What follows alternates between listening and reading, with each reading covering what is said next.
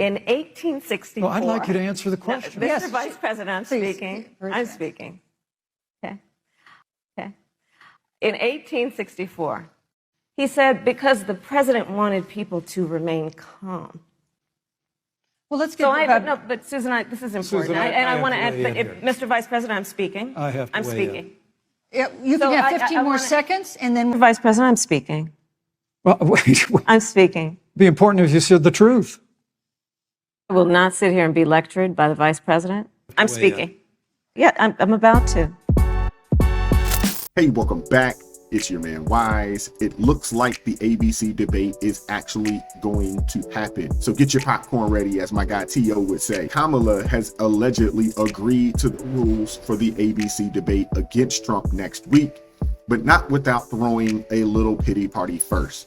Her campaign couldn't resist taking a swipe, saying that Vice President Harris, a former prosecutor, will be fundamentally disadvantaged by this format, which will serve to shield Donald Trump from direct exchanges with the vice president. Cut it out. They're already making excuses before the debate has even started. I mean, come on. This is the same format Trump and Biden used before, but now all of a sudden it's somehow unfair. This is also the format that her campaign asked for previously. These people are ridiculous. She's trying to claim she's at a disadvantage.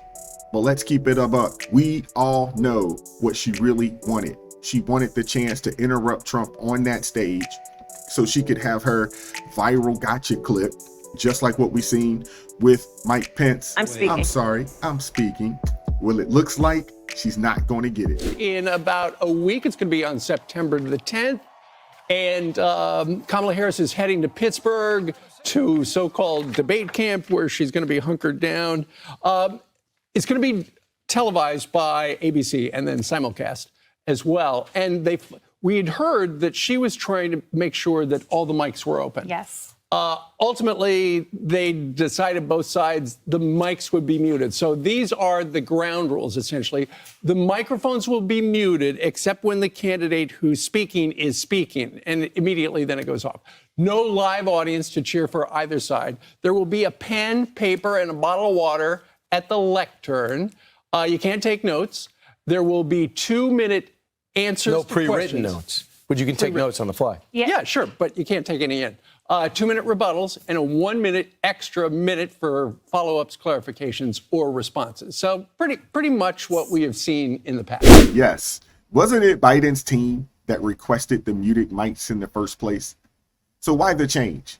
And now Kamala, she's had the chance to debate Trump 3 times this election season, but she declined and said she'd stick to this one only. Now suddenly she sees trying to flip the rules and expects him to roll over and comply. Yeah, good luck with that. You can already see she's scared out of her mind. Kamala will be unburdened by what has been because she's terrified of what will be. The real reason she's throwing all these tantrums is that she knows Trump is going to completely steamroll her behind on that stage. She kept looking down, up. Nobody wants to cover it. I know all about notes. I mean, it's all right if people know that, but she wasn't supposed to have notes. So she's asked a question. She looks down. She had notes. That means she knew that she knew what was happening. Did her campaign, when they said that they wanted to change the rules that they had agreed to, did they ask for notes? Did they ask for the... They wanted notes. They wanted to be seated, and they wanted your mic hot. And they wanted a desk. They didn't want to do... I said, you got to do a stand-up. After they already agreed to the other. Yeah, but they wanted a desk from the beginning. You know who else wanted a desk? Sleepy Joe. He wanted a desk. All right. Okay, if I'm Donald Trump, I completely understand why he doesn't want to jump through all these hoops for a debate with Kamala Harris. Let's keep it real. Kamala has been crying and whining nonstop about this debate. And here's the kicker. Trump's not scared to debate. He's actually agreed to several debates already. He said yes to September 4th, September 10th, and September 17th. He's ready and willing to go head to head. He basically said, I'll show up and we can get it on anytime, anywhere. So it's not like he's dodging anyone. In fact, it was Biden who had to be pushed. And now Kamala's campaign is trying to play the victim card. So what's really happening? Kamala and her team are melting down because they tried to rig this debate and it didn't work. They demanded all of these ridiculous accommodations, like she wants notes in front of her so she doesn't forget her pre-rehearsed lines from her handlers. She asks for notes as if she can't speak off cuff without someone telling her what to say. ABC, to their credit, finally pushed back and they told her, hegs, no. They're sticking with the original rules, like the kind we've seen in previous debates.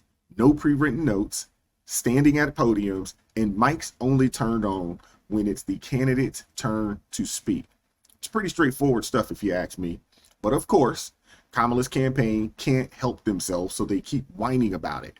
And ABC is giving her these small assurances. We don't know the full details, but you can bet they're trying to slip in some sneaky little changes to make Kamala feel more comfortable, and they're still crying about it.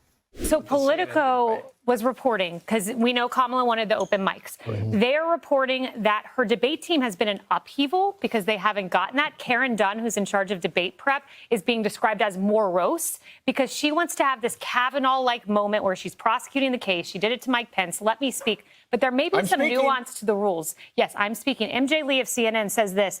There have been some assurances offered to the Harris campaign about how the network would handle any moments of significant crosstalk. So the mics are muted, but who's the muter? Who's doing the muting? Because that guy's got a lot of power if he is giving assurances about crosstalk. It could be a woman. Could be a I'm just woman. saying. Oh, I guess I'm biased. Women can shut you down too. They can. So imagine being promised assurances. Like what? That's a huge red flag. Why is Kamala Harris's team getting these so-called assurances from the media? What does that even mean? It means exactly what you think it means. The media is working to help her out, plain and simple. You see, they were banking on those open mics so Kamala could constantly interrupt Trump and throw in those fake I'm speaking moments. But think about it. Why does her team need assurances? Rules are rules. Why the whole bending over backwards to make Kamala comfortable? They know she's going to struggle in a real fair debate, and they're doing whatever they can to help her out. So these assurances are basically the media's way of saying, don't worry, Kamala, we've got your back. We'll step in and make sure you don't get exposed. I mean, too bad. And let's be clear, this isn't the first time the media has played this game. They've been running interference for Kamala and Biden since the start of the administration. They cover for them, downplay their failures, and now they're going out of their way to protect her in this debate. And who's going to be in charge of muting the mics? It's a great freaking question. I would say a couple things. I remember last time that they did bring up the mic sometime in crosstalk. You'd hear a couple of words from the other candidate, and then the mic would go up. So there'll be that moment, I'm sure, of unscriptedness. The other thing was it's going to be, if we can put up those rules one more time, the ABC debate, where I think it's going to be key for the follow-ups. It's going to be the 2-minute rebuttal and extra clarification. One thing about Dana Bash and Jake Tapper, they laid out on the clarification. So I'm wondering if ABC is going to come in and say, Mr. President, Miss Vice President, Mr. President, I think you're wrong here, or that's not exactly how it went. That's when you're going to find out about the moderators. Yeah, if they're going to do that, because neither one of those anchors did last time. Yeah, let's be real. When it comes to these debate moderators, David Muir and Lindsey Davis, we already know what to expect. These so-called clarifications are going to be aimed squarely at Trump, not at Harris. That's probably what those assurances are really about. Let's see if under the guise of clarifying, they'll basically only fact-check Trump right in the middle of the debate. We've seen this before. Whenever Trump gets on a roll or makes a powerful point, they'll stop the momentum with some scripted fact check that they've been sitting on, ready to throw at him.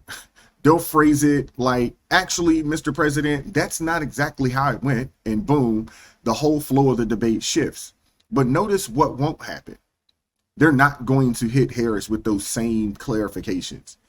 You think these ABC moderators are going to call her out when she dodges a question or, plays, extremely loose with the facts? It remains to be seen. But of course, Kamala's out here acting like she's the only one ready for a real debate. Take a look at this clip. So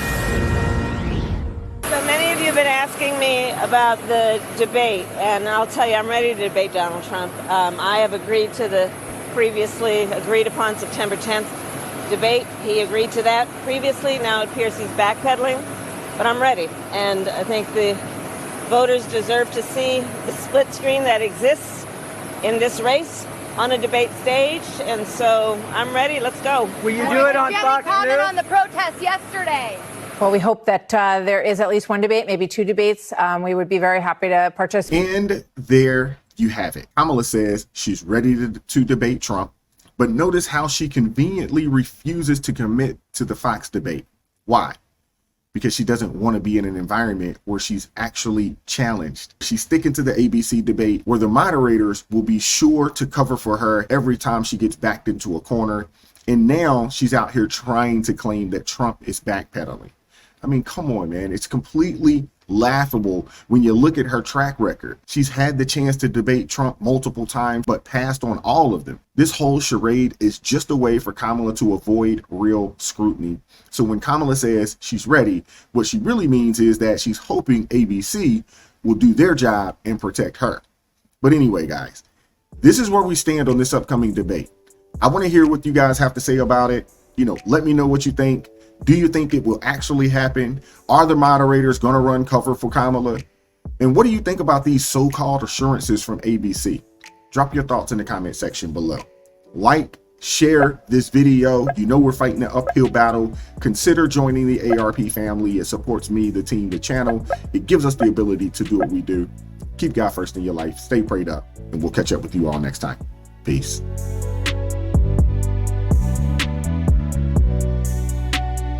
Thank you.